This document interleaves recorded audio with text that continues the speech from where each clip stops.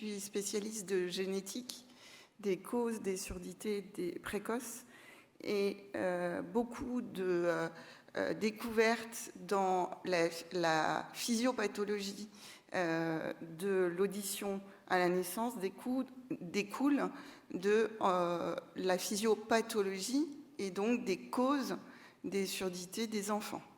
Donc j'ai choisi de vous présenter quelques exemples qui illustrent les connaissances qu'on a sur les mécanismes moléculaires de la mise en place de l'audition d'un fœtus, d'un enfant, via des causes de surdité congénitale. Donc pour un peu vous brosser le paysage, on sait aujourd'hui qu'évidemment la surdité de l'enfant, c'est le déficit sensoriel le plus fréquent.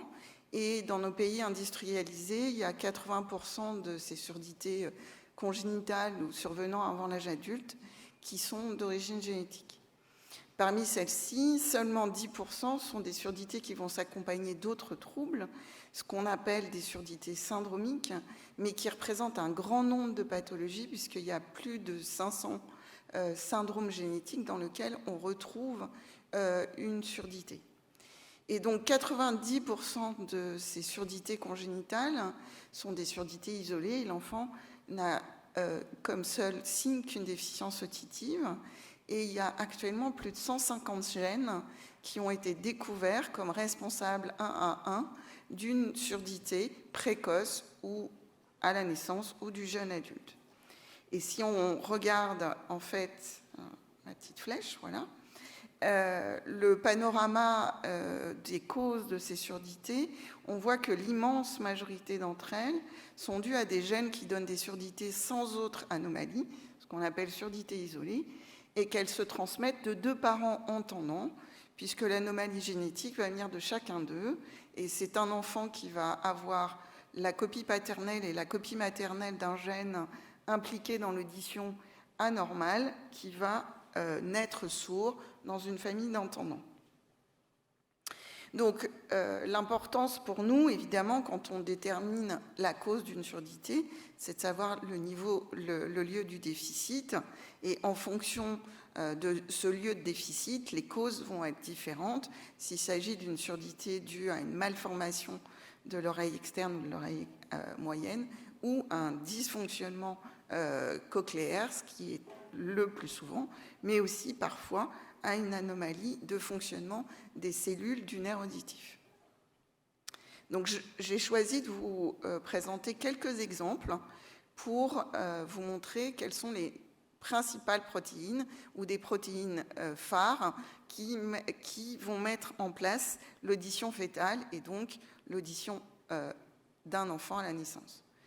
Donc vous voyez ici une diapositive qui relate les rôles des protéines qu'on connaît impliquées dans le phénomène auditif, et en particulier vous voyez que la plupart de ces protéines qui sont listées ici sont impliquées dans le développement des cellules ciliées internes ou externes ou leur fonctionnement.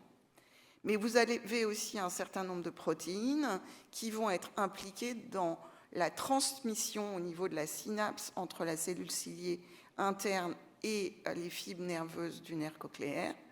Certaines protéines sont impliquées dans l'adhésion des cellules de l'oreille interne.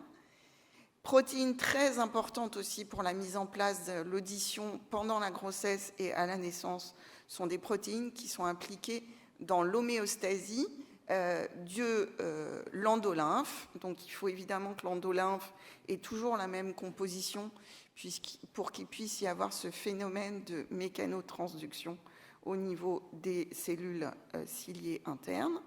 Certaines de ces protéines servent globalement à la structure et à la matrice extracellulaire de toutes ces cellules. Les cellules de la cochlée sont des cellules extrêmement friandes et dépendantes de l'énergie cellulaire, et donc un certain nombre de ces protéines sont impliquées dans le stress oxydatif cellulaire et dans les fonctions de la mitochondrie, qui sont des fonctions qui amènent l'énergie à la cellule. Et puis d'autres gènes sont beaucoup plus généraux, des sortes de chefs d'orchestre, qui vont donner des ordres à une cascade de gènes sous leur dépendance. Globalement, comme je vous l'ai dit, les surdités précoces sont des surdités de transmission récessive, et donc on va retrouver un enfant, fille ou garçon, sourd dans une famille d'entendants ou des frères et sœurs atteints dans la même fratrie, alors que les gènes qui sont plutôt impliqués dans des dysfonctionnements auditifs plus tardifs, qu'ils surviennent à l'adolescence ou jeune adulte, se transmettent de génération en génération en général. Donc moi, je vais vous parler de certains de ces gènes qui donnent des surdités très précoces. Je vous ai dit que 10% de ces gènes pouvaient donner des surdités qui s'accompagnent de signes extra-auditifs. Et donc les signes les plus fréquents sont des signes visuels. Et donc ces protéines vont aussi avoir un rôle dans la vision, mais aussi des signes de développement avec des anomalies, par exemple du rein, ou des dysfonctionnements organiques d'autres cellules, par exemple ici, thyroïdiennes. Donc je vais commencer par un de ces syndromes que vous connaissez sûrement, qui s'appelle le syndrome de Usher, qui, à la surdité, associe progressivement une dystrophie de la rétine. C'est une maladie rare. De toute façon, toutes les surdités d'origine génétique sont des maladies rares. Même si le symptôme surdité n'est pas rare, en fait, les maladies qui sont à l'origine de ce symptôme sont rares. C'est-à-dire qu'elles représentent moins d'un enfant sur 2000 à la naissance. Donc là, c'est à peu près un enfant sur 10 000 ou à 20 000 en fonction des types. Et donc, vous avez deux types principaux, qui est le type 1, avec une surdité très profonde, une atteinte vestibulaire totale à la naissance qui va donner un retard moteur, et des signes visuels sur lesquels je vais revenir qui commencent à la préadolescence. Contrairement au type 2, où la surdité va être à la naissance aussi moyenne à sévère, qui peut s'aggraver avec le temps et qui ne donne pas de dysfonctionnement vestibulaire, et pour lequel les signes visuels vont apparaître à la post-adolescence. Donc, quels sont ces signes visuels ? Eh bien, c'est un enfant qui va avoir du mal à se déplacer dans le noir ou dans l'obscurité et qui, petit à petit, va avoir un rétrécissement du champ visuel avec, à l'âge adulte, potentiellement une atteinte aussi de la vision centrale due à des cataractes précoces ou un phénomène inflammatoire du nerf visuel ou de la macule. Donc, ces enfants ont donc un double handicap, voire un triple handicap s'il s'agit d'un type 1.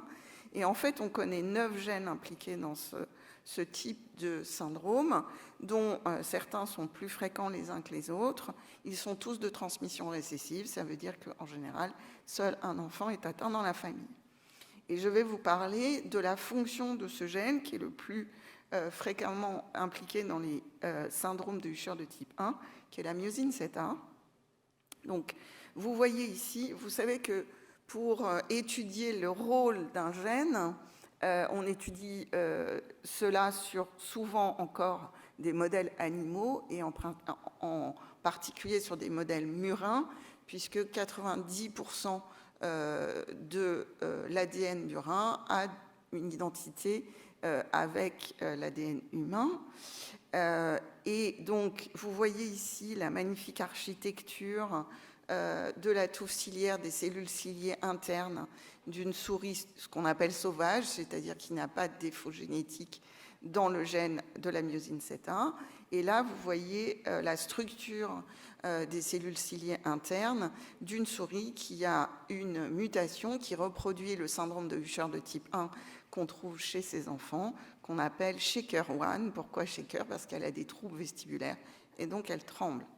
Et donc vous voyez qu'il y a des grosses anomalies ultrastructurales de la touffe ciliaire. Et donc ça veut bien dire que cette protéine est absolument indispensable à la mise en place de l'audition fœtale et de l'audition à la naissance.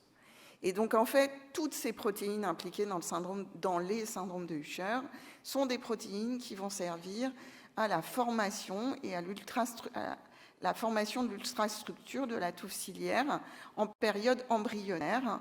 Et donc, elles vont toutes, à un moment ou à un autre, être impliquées, soit dans la croissance, soit dans la formation des liens entre les stéréociles. Et donc, c'est pour ça que quand on a une anomalie d'une de ces protéines, eh bien, il y a un défaut de formation et d'architecture de la touffe ciliaire. Juste un mot pour vous dire qu'au niveau de la rétine, cette anomalie touche un segment qui n'existe que chez les primates et chez certains porcins, et pas du tout chez les murins, ce qui nous a posé beaucoup de problèmes, qui est une structure qui est sur le photorécepteur entre la partie interne et la partie externe du photorécepteur. Donc vous voyez que ces protéines sont absolument indispensables pour la formation de l'architecture de la cochlée pendant le développement. Un autre syndrome pour une autre fonction, il s'agit du syndrome de Waardenburg.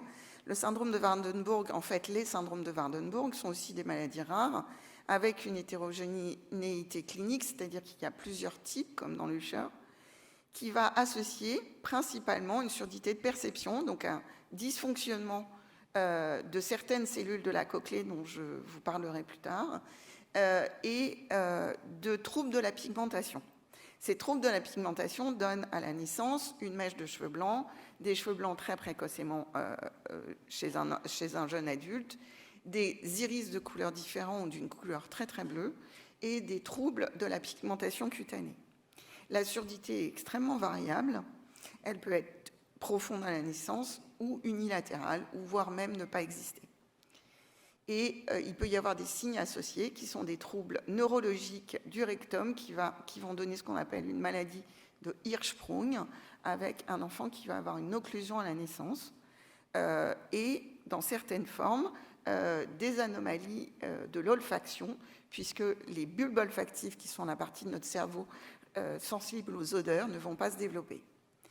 Donc il existe de nombreux gènes impliqués dans ces différentes formes, et tous ces gènes ont aussi des interactions, donc ils donnent naissance à des protéines qui sont en interaction pendant le développement. Et ces gènes ont une action sur la migration d'un type de cellules embryonnaires qu'on appelle les cellules de la crête neurale. Et ces cellules, en particulier certaines cellules qu'on appelle les mélanocytes, qui sont des cellules qui contiennent les pigments, ne vont pas migrer où il faut. Et donc vous allez me dire, mais quel rapport entre les mélanocytes et la cochlée ? Eh bien, il se trouve qu'au niveau de la strise vasculaire, qui est cette structure de l'oreille interne où il y a un contact entre l'endolymphe et la vascularisation, il y a des mélanocytes. Et donc, c'est là que se fait le défaut structural et protéique chez ces enfants. Donc, juste pour vous montrer quelques images, donc vous voyez ici une maman qui a une mèche de cheveux blancs, qui a des yeux très bleus, ce qui est assez inhabituel pour une dame d'origine guadeloupéenne. Son fils a une hétérochromie aérienne et on peut avoir aussi des anomalies cutanées. Et vous voyez ici ce bleu magnifique qu'on trouve chez certains de ces enfants, qui est en fait une dépigmentation de l'iris. Et donc, la surdité vient aussi d'un trouble de migration de ces cellules. Et là, vous voyez dans une de ces atteintes, due à un gène particulier qui s'appelle SOX10, qui donne un Waardenburg de type 2 et de 4, qu'on retrouve une malformation. Donc, en fait, certains de ces gènes sont aussi impliqués dans l'embryologie de la formation de l'oreille interne et du rocher. Et donc là, vous voyez une anomalie de structure du vestibule. Donc là, vous avez un vestibule normal avec le vestibule et le canal semi-circulaire latéral. Et là, vous allez retrouver une grosse malformation qu'on retrouve chez tous les enfants qui ont un syndrome de Waardenburg associé à une anomalie du gène SOX10.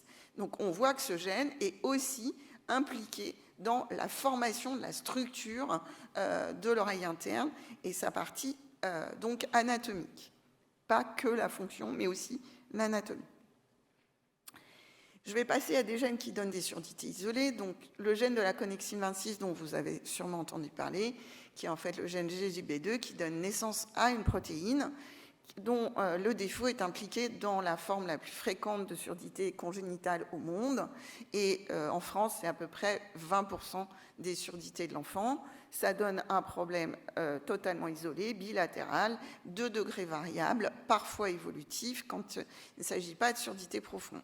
Il n'y a pas d'anomalie morphologique de la cochlée, ni d'atteinte vestibulaire, et on connaît un certain nombre de mutations dans la population générale entendante qui sont récurrentes et spécifiques de certaines populations en fonction des ancêtres. Donc, à quoi servent les connexines ? En fait, c'est aussi une grande famille de protéines qui vont s'exprimer au niveau de certains organes en fonction des connexines. Et ces connexines vont se grouper pour former ce qu'on appelle des connexions qui sont faites soit de connexine 26 totalement, soit associées à d'autres connexines. Et ces connexions vont former un canal entre deux cellules. Donc, chaque connexion est localisée devant l'autre, en face de l'espace intercellulaire. Et donc, il y a un certain nombre de molécules qui vont pouvoir passer d'une cellule à l'autre. Ces connexines n'existent pas au niveau des cellules ciliées internes, mais par contre, elles existent au niveau de toutes les cellules de soutien de la cochlée.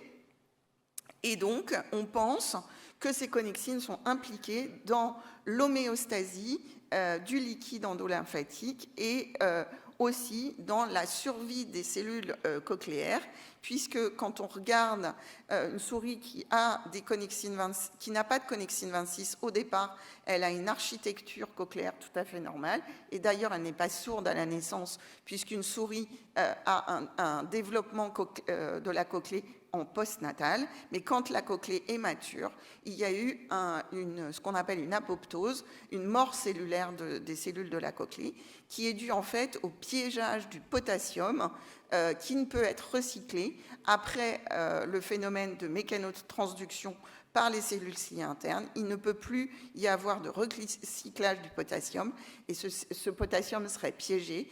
Et le potassium, c'est toxique pour les cellules, et donc il y a ce qu'on appelle une apoptose, et donc une mort cellulaire qui existe donc à la naissance chez les humains. Un autre gène très intéressant, parce que là, il ne va pas être impliqué dans la formation et le fonctionnement des cellules ciliées internes, mais des cellules ciliées externes. Il s'agit du gène de la stéréosyline, qui donne une surdité isolée, mais toujours moyenne ou légère, jamais profonde, justement parce que ce gène n'est pas exprimé au niveau des cellules ciliées internes. Et donc, si vous regardez, en fait, on trouve cette protéine. Donc là, la protéine a été marquée avec un petit fluorochrome vert, et vous voyez qu'on retrouve cette protéine dans les 3 rangs de cellules ciliées externes, mais absolument pas au niveau des cellules ciliées internes. Et où s'exprime cette protéine ? En fait, elle s'exprime dans le maillage des liens entre les stéréocyles des cellules ciliées externes et sur le lien entre la membrane tectoriale qui recouvre le plus grand des stéréocyles des cellules ciliées externes et ce grand stéréocyle. Donc en fait, c'est pour ça que cette surdité n'est pas sévère, c'est parce qu'elle ne touche pas les cellules ciliées internes. Et quand vous regardez la structure, donc là vous avez la structure d'une souris qui n'a pas de stéréocyle, vous voyez qu'en fonction de l'endroit dans la cochlée, à cause de la tonotopie et de l'expression de ce gène, on ne va pas retrouver le même défaut ultrastructural à la base qu'à l'apex. Mais vous voyez bien que chez les souris qui ont encore de la stéréosyline, la structure est tout à fait normale, alors que chez une souris qui n'a pas de stéréosyline, il y a comme un éloignement des stéréocyles les uns par rapport aux autres, et la structure de cette cellule est perturbée. Donc il s'agit de nouveau d'un gène qui est impliqué dans la formation et la fonction de certaines cellules sensorielles de l'oreille interne. Un autre gène qui, lui, est impliqué dans le transport d'un certain nombre d'ions au niveau de certains liquides. Il s'agit du gène SLC26A4 qui donne naissance à une protéine qui s'appelle la pendrine. Il s'agit d'une surdité en général profonde ou pas profonde, mais je voulais dire congénitale, qui peut être asymétrique, qui, quand elle n'est pas profonde, est très fluctuante, et il peut y avoir des apparitions de surdité brusque chez ces enfants. Et on retrouve systématiquement, encore une fois, un défaut de développement du rocher au niveau de l'aqueduc du vestibule, que je vous montrerai tout à l'heure, et parfois une cochlée incomplète. Donc il y a à la fois un défaut de fonction, mais aussi un défaut anatomique de structure. Alors, qu'est-ce qu'on sait de cette protéine? On sait que c'est comme toutes les protéines SLC, ce sont des transporteurs d'ions, et en fonction de la protéine, elle va s'exprimer dans certains organes, et elle va transporter un certain nombre d'ions différents. Au niveau de la thyroïde, qui peut être touchée lors de l'adolescence chez certains de ces enfants, on sait que cette protéine va participer à l'organification de l'iode et va faire rentrer l'iode dans les cellules de la thyroïde, qui sont les thyréocytes. On sait qu'il y a un rôle au niveau du rein, mais il n'y a pas de phénotype rénal chez ces enfants, ni chez ces adultes, probablement parce qu'il y a un autre transporteur qui joue le même rôle que ce gène au niveau du tube proximal du rein.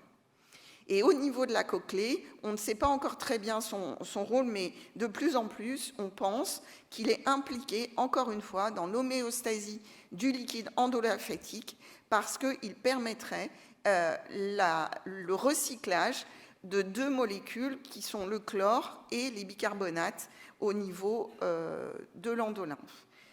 Et donc, il s'agit donc du coup d'une protéine qui, de nouveau, est impliquée dans la formation du rocher. Donc, il y a un défaut anatomique que vous voyez très bien ici. Ici, vous voyez un aqueduc du vestibule totalement normal. Et là, vous voyez une énorme dilatation de l'aqueduc du vestibule sous un vestibule normal. Et là, vous voyez une cochlée normalement développée, alors que là, vous voyez une cochlée qui fait une boule pour laquelle il n'y a pas les deux tours émis de Spire qui sont l'anatomie normale. Un gène qui, lui, a une particularité parce qu'il ne va pas toucher les cellules ciliées externes, il ne touche que les cellules ciliées internes, et donc cette surdité peut passer inaperçue si on dépiste la surdité par des auto-émissions acoustiques à la naissance. Il s'agit du gène HOTOV qui donne naissance à une protéine qui s'appelle l'autoferline.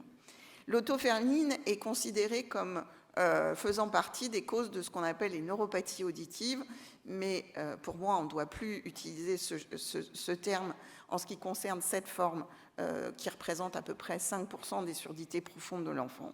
Il s'agit bien d'une atteinte de la cochlée et pas du nerf auditif, comme je vais vous le montrer. Donc, on ne doit plus utiliser le terme neuropathie auditive pour cette forme de surdité. Donc, ce sont des surdités de deux types. Soit c'est une surdité très profonde à la naissance, congénitale bilatérale, qui répond très bien à l'implant cochléaire. Soit ce sont des surdités qui vont avoir une particularité, c'est qu'elles peuvent être thermosensibles, c'est-à-dire que ces enfants ou ces jeunes peuvent avoir des défauts de l'audition plus importants quand ils ont de la fièvre, avec une mauvaise compréhension du signal vocal plus important que sur une audiométrie tonale avec des sons purs. Et donc, qu'est-ce que fait cette autoferline? Eh bien, elle ne s'exprime que dans les cellules ciliées internes et pas dans les cellules ciliées externes. Et vous voyez que sa particularité est qu'elle ne s'exprime, vous voyez en vert, c'est la présence de la protéine, qu'à la base des cellules ciliées internes. Pourquoi? Parce qu'elle est impliquée dans la fusion des vésicules présynaptiques au niveau de la synapse entre une cellule ciliée interne et la fibre nerveuse les fibres nerveuses sous-jacentes. Et sans cette protéine, on ne peut pas avoir de fusion de ces vésicules et donc il n'y aura pas de transmission du neurotransmetteur qui est le glutamate. Donc c'est pour ça que ces enfants peuvent avoir des surdités profondes à la naissance. Quand ils n'ont pas de surdité profonde, eh bien cette transmission, cette fusion des vésicules se fait de façon un peu aléatoire et imparfaite, et la fièvre peut augmenter ce défaut et empêcher totalement cette fusion avec la membrane présynaptique des cellules ciliées internes. Donc il ne s'agit pas d'une neuropathie auditive, mais d'une synaptopathie cochléaire. Voilà, donc je pense que j'ai même pas pris le temps. Vous voyez, vous allez rester dans le timing, parce que j'aurais pu multiplier les exemples, mais je voulais vous montrer des exemples emblématiques des causes de surdité qu'on trouve à la naissance, et vous montrer qu'il est absolument indispensable de faire de la recherche sur ces causes de surdité congénitale, parce que la pathologie mène à la compréhension de la physiologie cochléaire, et donc... en hommage à votre collègue, je pensais que c'était un biais qui pouvait permettre de rentrer dans le domaine de l'audition fœtale. Je vous remercie pour votre attention.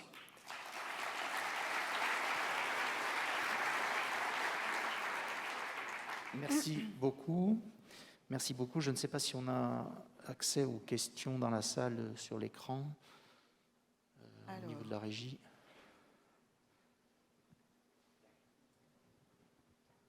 Questions, pas de questions? A priori. Je vous ai plombé la matinée, là. Non. J'ai commencé par de la science fondamentale, alors là, ça a été... Non, c'était pour vous dynamiser, hein, c'était pas pour vous plomber. Hein. Allez, lancez-vous.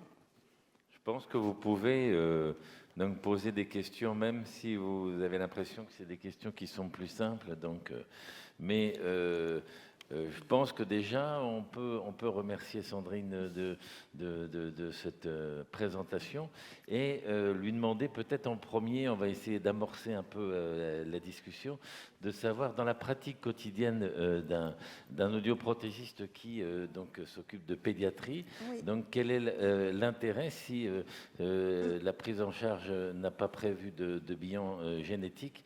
Quel est l'intérêt de réorienter cet enfant dans un circuit tel que celui-là? Alors, d'abord, il faut que vous sachiez qu'il y a un centre de génétique spécialisé dans les surdités dans quasiment tous les grands CHU, dans tous les grands CHU de France, puisque je coordonne un réseau national avec 24 centres, et à La Réunion aussi. Et donc, l'intérêt, il y a plein d'intérêts. D'abord, comme je vous l'ai dit, un enfant sourd naît souvent dans une famille d'entendants, et donc répondre à la question pourquoi mon enfant est sourd, et puis lui expliquer quand il sera plus grand, c'est absolument indispensable. D'autre part, enlever aussi un certain nombre de culpabilités maternelles, puisque il reste encore beaucoup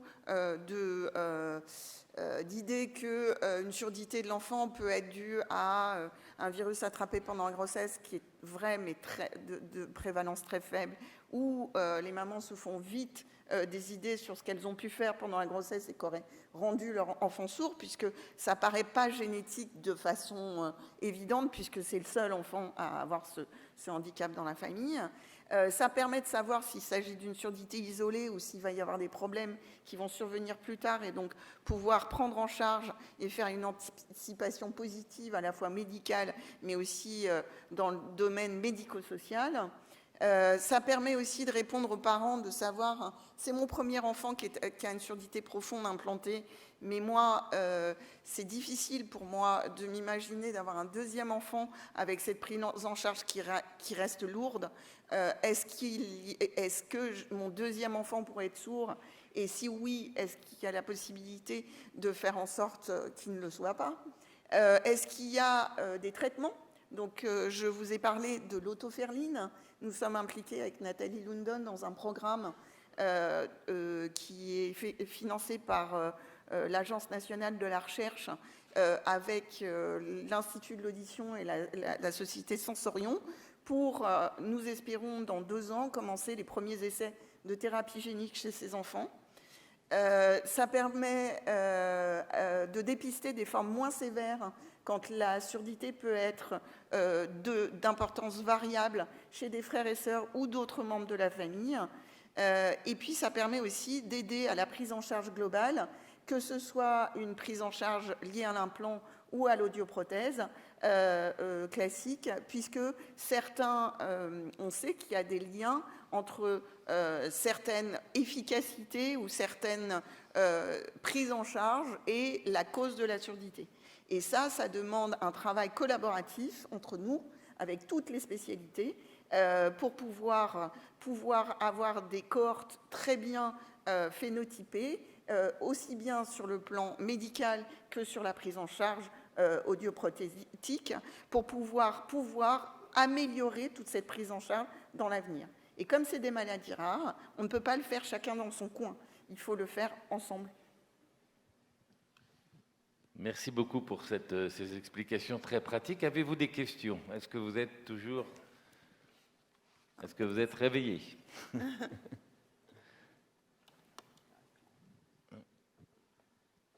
Oui, non, pour le moment, on n'a pas de retour. Donc, on vous remercie, Merci Sandrine. beaucoup. Je vous en prie. Merci beaucoup.